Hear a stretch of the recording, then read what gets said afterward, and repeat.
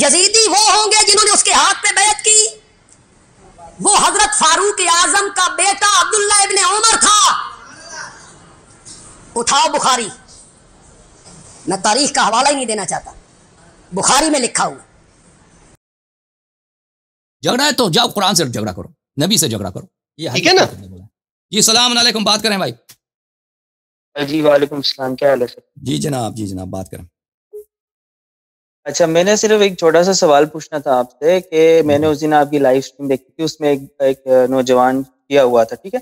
تو آپ نے اس کو کلمہ پڑھایا تھا، ٹھیک ہے؟ تو وہ کلمہ کافی لمبا تھا، تو میں صرف یہ پوچھنا چاہتا تھا کہ جب شروع میں اسلام آیا، نبی پاک نے جب لوگوں کو مسلمان کیا، اسلام پھیلا، تو اس ٹائم جو کلمہ پڑھایا جاتا تھا وہ یہی کلمہ ہوتا تھا یا پھر اس میں اضافہ ہوا ہے؟ بالکل، دعوت ذوی العشیرہ میں نبی کریم صلی اللہ علیہ وآلہ وسلم نے سب سے پہلے کس کو دعوت دی؟ پتہ آپ کو کس کو دعوت دی؟ پیغمبر صلی اللہ علیہ وسلم۔ نہیں، مجھے سب سے پہلے بنی عبد المطلب، بنی ہاشم کو دعوت دی۔ وانذر عشیرتک الاقربین، یہ کتاب تاریخ طبری وغیرہ میں ہے کہ جب نبی کریم صلی اللہ علیہ وآلہ وسلم نے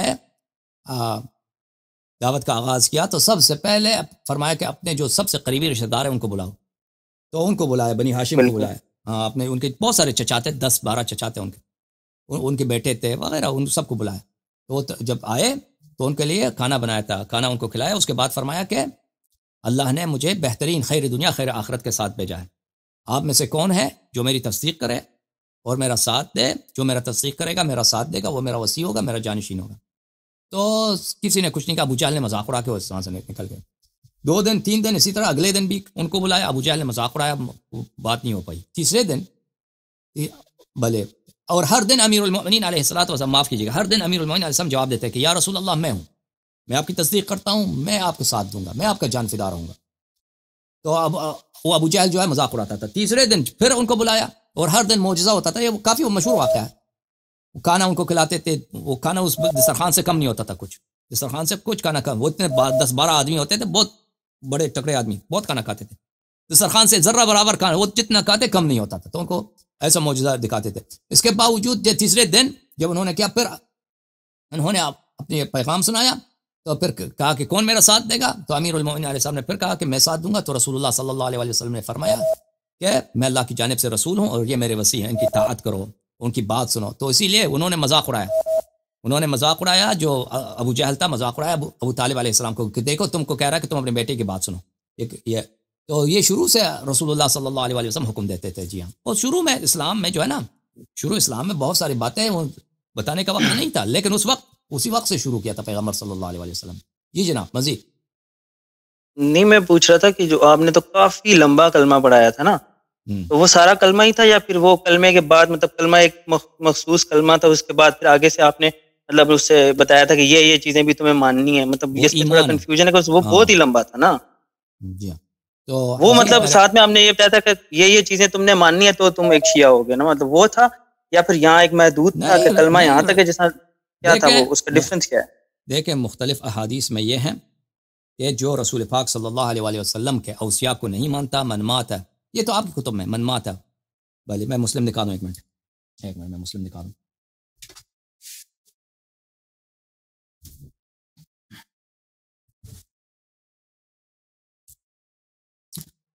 دیکھیں میرے بھائی، میں آپ کو دکھاتا ہوں، آپ کے جو خلفاء ہیں نا، آپ کو پتہ آپ کے خلفاء میں سے ایک خلیفہ ہے، صحابی بھی ہے، مروان بن الحکم، اس نے خانہ کعبہ کو جلایا، آپ کو پتہ ہے؟ میرے وہ کوئی بہت چہیتے نہیں ہیں، میرے وہ کوئی وہ نہیں ہے، نہیں، مسلمانوں کے خلیفہ ہے نا، صحابی بھی ہیں۔ اس نے عبداللہ ابن زبیر نے اپنی خلافت بنائی تھی مکے میں، تو اس نے مکے کو منجنیق سے بھی مارا ہے خوب، اس کے بعد تسلی نہیں، اس کو آگ بھی لگایا، ٹھیک ہے نا؟ آپ کو پتہ، یہ تو میرا کوئی سوال ہی نہیں ہے، جو آپ کی بات بتا رہے ہیں، میں وہ سوال ہے آئے گا نا، اس کا ربط آئے گا، آپ کو پتہ ہے یا بولو نہیں پتہ نا، پتہ ہے یا پتہ نہیں ہے؟ پتہ ہے ان کا، مطلب وہ میرے کوئی چاہیتے نہیں ہے، میں ان کے ملیت تو میں نہیں کہتا آپ کو چاہتے ہیں، میں نہیں کہتا، لیکن ان کا پتہ آپ کو پتہ ہونا چاہیے، جب جو میں آپ کو بتا رہا ہوں، اگر پتہ ہے تو ابھی جواب آئے گا، ٹھیک ہے نا؟ پتہ ہے، میں آپ کو ایک حدیث دکھانے لگا ہوں،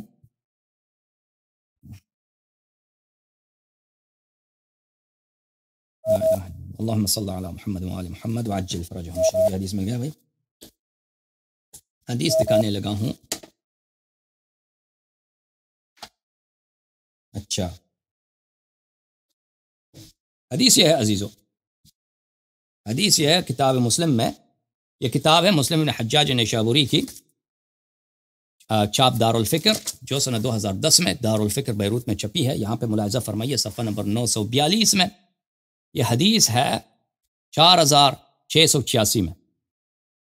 بھلے یہ عبداللہ ابن عمر کی روایت ہے اس وقت جب جنگ حرہ ہو رہا تھا، واقع حرہ پتہ آپ کو میرے بھائی؟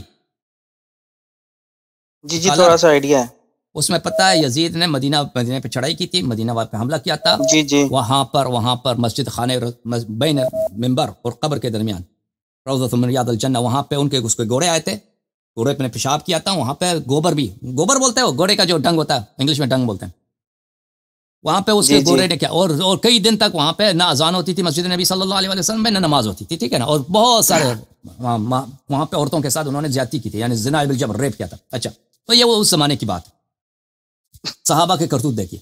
اچھا عبداللہ ابن عمر کے اس وقت یزید کے خلاف کون لڑ رہا تھا؟ مدینے والے انصار کی جانب سے عبداللہ ابن مطیع جو تھا وہ ان کا سربراہ تھا، تو اس کو منانے کے لیے کہ بھئی تم یزید کو کیوں، یزید کا انکار نہ کرو، من خلع یدا من طاعۃ لقی اللہ یوم القیامہ لا حجت لہ، جو اپنے امام کی طاعت نہیں کرتا وہ روز قیامت آئے گا اس کی کوئی حجت نہیں ہوگی، یعنی جہنمی ہوگا۔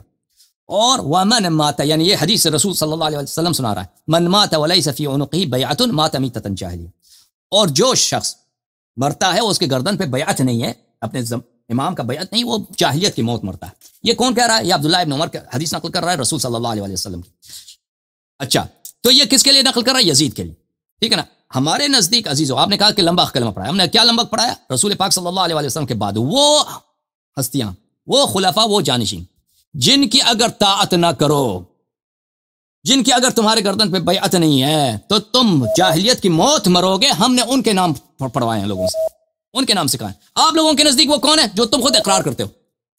تمہارے نزدیک وہ کون ہے؟ عبداللہ ابن عمر کے نزدیک وہ کون ہے کہ اگر ان کی طاعت نہ کرو تو تم جہنم جاؤ گے، ان کی بیعت نہ ہو تو وہ کون ہے؟ وہ یزید ہے، وہ اسی کی دولت میں کہہ رہا ہے، جس نے خود اسی ایام میں اس نے مسجد نبی صلی اللہ علیہ وسلم میں اس نے گھوڑے دوڑائے، اس کے گھوڑوں نے پیشاب کیا ممبر کے ساتھ، اور اسی مدینے میں اس نے کیا کیا تھا؟ مدینے میں عورتوں کے ساتھ زیادتی کی، ہزاروں کی تعداد میں بچے ناجائز پیدا ہوئے تھے، اور اس کے بعد اس کی فوج گئے تھے مکے میں، اور مکے کا گھیراؤ کیا تھا، اور مکے پہ انہوں نے منجنیق سے خانہ کعبہ کو خراب کیا تھا۔ پھر یزید مر گیا تو اس کے فوج پیچھے چلے گی، پھر اب مروان خلیفہ بن گیا شام میں، اس نے دوبارہ فوج کو بھیج دی، اس نے دوبارہ اسی کو کنٹینیو رکھا، خانہ کعبہ کو چلایا بھی۔ تو ہمارے اور آپ کے درمیان بڑا فرق ہے عزیز، حدیث ہے پیغمبر صلی اللہ علیہ وسلم کی کہ اگر ان کی ایسی ہستیاں ہیں نبی صلی اللہ علیہ وسلم کے بعد جن کا معرفت ضروری ہے، اگر ان کی معرفت نہیں ہے تو تم جہنم میں جاؤ گے، جاہلیت کی موت مرو گے۔ تمہارے نزدیک وہ کون ہے؟ تمہارے نزدیک وہ یزید ہے جس نے وہ کیا تھا خانہ کعبہ پہ اور مدینے میں اور آل رسول صلی اللہ علیہ وسلم کے ساتھ جو کربلا میں کیا تھا، وہ اس کی معرفت طاعت نہیں ہے تو تم جہنمی ہو۔ اور مروان ابن الحکم جیسے لوگ ہیں جن کے ابھی آپ نے کہا تھا نا، میں نے کہا تم اس کو جانتے، وہ صحابی بھی ہے اور وہ خلیفہ بھی، آپ نے کہا وہ میرا چہیتا نہیں ہے، میں جانتا ہوں میرا چہیتا نہیں ہے۔ بھائی وہ لوگ جس کا تم نام لینا گوارا نہیں جانتے نا، تمہارے نزدیک اس کی معرفت اور اس کی طاعت واجب ہے، اسی کی طاعت کے لیے عبداللہ ابن عمر نے یہ روایت پڑھی ہے۔ تو میرے عزیز نبی صلی اللہ علیہ وسلم کے جانشین کون ہے جس کی معرفت ضروری ہے؟ ہاں، اس میں اور آپ میں بڑا فرق ہے۔ ہمارے نزدیک وہ مطہرین ہیں، وہ نبی جیسے ہیں، آپ کے نزدیک وہ ہیں جو ایک عام مسلمان ان کے کرتوت یاد کرے تو اس پہ میں نہیں سمجھتا کہ کوئی مسلمان شک کرے گا کہ ایسے لوگوں پہ لعنت کرنا، ان کو گالی دینا، یہ سب سے بڑی عبادت ہوگی، ٹھیک ہے نا۔ آپ شک کرتے ہیں بھائی جس نے خانہ کعبہ جلایا ہے اس سے بڑا کوئی کافر ہو سکتا ہے؟ میری بات سنیں آپ، میں نے سوال یار ایک سوال کا جواب دے دو۔ جس نے خانہ کعبہ، میں تو لعنت بھیجتا ہوں یزید پہ، مجھے تو کیا، میرا کوئی جس نے خانہ کعبہ جلایا ہے، میرا کوسچن یہ نہیں ہے، جس نے خانہ کعبہ جلایا اس کے کفر میں شک ہے یا شک نہیں ہے؟ میں آپ سے صرف میرے لیے اس کے کفر میں کوئی شک نہیں ہے، یہ والی بات کرتا ہوں یہاں پہ۔ میں کوسچن میرا یہ ہے، وہ آپ بخاری مسلم کا راوی ہے مروان ابن الحکم، اس سے میں آپ سے کوسچن کچھ اور، اس سے تم توحید لیتے ہو، اس سے تم نماز لیتے ہو، وہی مروان ابن الحکم۔ میں آپ سے جو کوسچن کروں نا، آپ کائنڈلی اس کا جواب دینا۔ آپ یزید کے خلاف آپ نے کوئی ویڈیو بنانی ہے، وہ علیحدہ سے آپ ویڈیو ایک لیکچر دیں، ہم خوشی سے لائک کریں گے۔ سوال دوبارہ تکرار کرو، میرے سوال کا صرف یہ جواب ہے، اور سوال صرف یہ چھوٹا سا میرا سوال ہے۔ فار ایگزامپل جب اسلام پھیل رہا تھا تو نبی صحابہ کو مختلف شہروں میں بھیجتے تھے کہ جاؤ اسلام کو پھیلاؤ، اس کا میرے دین کی دعوت ہو، تو جب اس ٹائم جو کافر ہوتے تھے، مشرک ہوتے تھے، جو مسلمان ہوتے تھے، تو وہ جو کلمہ پڑھتے تھے، وہ کلمہ وہ جو آپ نے پڑھایا وہ سارا تھا اس ٹائم اگر یا نبی نہیں بیچتے تھا؟ تھے نا، اور اگر میں بیچتے تھے اگر دوسرا سوال میں جی تو ساتھ اس کے ویسی نبی کے احادیث ہم نے آپ کو سنائے ہیں، بار بار سنائے بھائی، اسی نبی صلی اس اللہ علیہ وقت کی بات وسلم. مجھے بتا دینا، وہ بعد کی بات نہ بتائیں کہ بعد میں یزید نے یہ کیا، اس نے کیا، وہ تو بعد کی بات میں پوچھ نہیں رہا. میرا صرف تو کوسچن یہ ہے کہ اس عبداللہ ابن ٹائم عمر اشہد ان لا الہ الا اللہ و اشہد ان محمد عبدہ و رسولہ اس پہ ختم ہو جاتے تھے، لوگ مسلمان ہو جاتے تھے، یا جو آپ نے آگے پڑھایا وہ پڑھتے ہیں تب ہوتا؟ اب بھی مسلمان ہوئے، اب بھی کوئی شہادتین پڑھے، بقیہ نہ پڑھے تو مسلمان ہو جاتا ہے، ٹھیک ہے نا. ہاں بس یہ میرا چھوٹا سا نہیں، ہاں اب بھی ہمارا عقیدہ ہے. لیکن آپ نے دیکھا بھائی میرے بھائی، عبداللہ ابن عمر کی حدیث آپ نے دیکھی کہ اس نے اپنی جیب سے تو نہیں گڑا ہے. عبداللہ ابن عمر ہے، وہ عمر کا بیٹا ہے، آپ کا شہزادہ ہے، صحابی بھی ہے. اس نے کہا آپ کے بادشاہ کا بیٹا ہے نا، اس نے روایت کیا کہ بھائی پیغمبر صلی اللہ علیہ وسلم نے کہا کہ اگر طاعت سے ہاتھ اٹھاؤ تو جہنم میں جاؤ گے، بیعت نہیں ہے تو بیعت نہیں ہے تو جہنم میں جاؤ گے، جاہلیت کی موت مرو گے.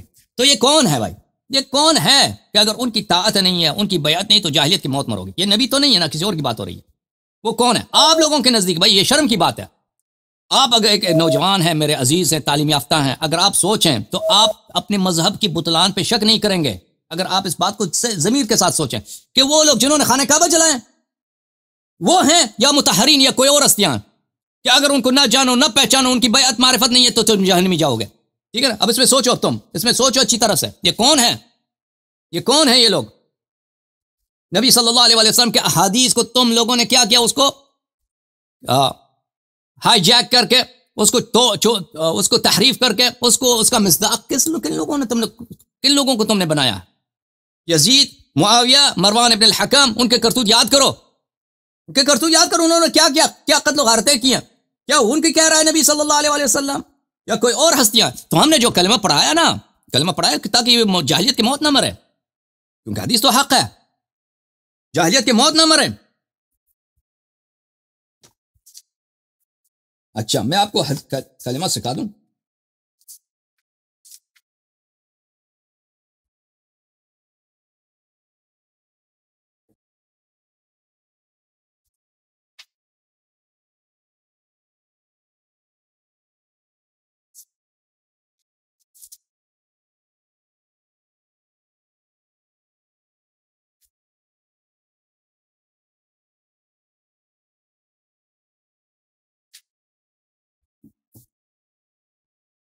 یہ ہم اپنی دل سے نہیں بناتے بھائی. الاصول من الکافی الجزء الاول چھاپ دار الکتب الاسلامیہ،